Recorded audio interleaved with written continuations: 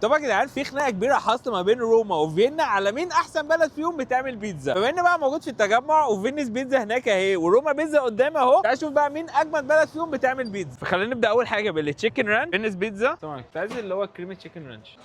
طلبنا الفيينا، يلا بينا على روما. هيا بينا كده، احنا بقى طلبنا من اثنين قبلكم الاوردر يوصل. وهو قد جهز الاوردر. يعني مبدئيا يا جدعان هي البيتزا السمول بقت قد وش امتى؟ هنبدا اول حاجه بالفينيس. دي بقى سعرها 149 جنيه وانا طالب من الاثنين ان هم يكونوا تشيكن رانش. الشكل بتاعها حلو قوي، هي غرقانه رانش. العجينه نفسها سوفت جدا. ده كده السمك بتاع العجينه. ايه ده؟ ايه ده؟ اقسم بالله انا مش ببالغ والله، بس دي تحفه. يعني العجينه نفسها سوفت جدا. عاملين تاتش جامد هنا ان هي في القلب ما فيهاش صلصه، هي من قلبها في جمنه كريمي مخليه الرانش كده كريمي في نفسه. كميه الفراخ يمكن مش كتيره صراحه، كنت اتمنى انها تكون اكتر من كده.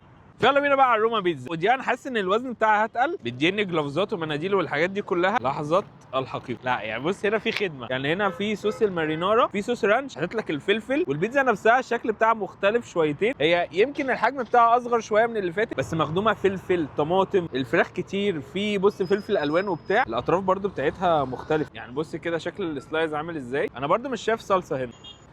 بص هي مختلفة تماما عن التانية الصراحة. العجينة هنا أنا حاسس إن هي يعني أسمك حاجة بسيطة أو أنشف من تحت. الفراخ أكتر متحبشة أكتر. يلا بينا مع شوية المارينارا دول. حلوة قوي وحرشة قوي قوي قوي قوي. بس الصراحة الفينا تكسب.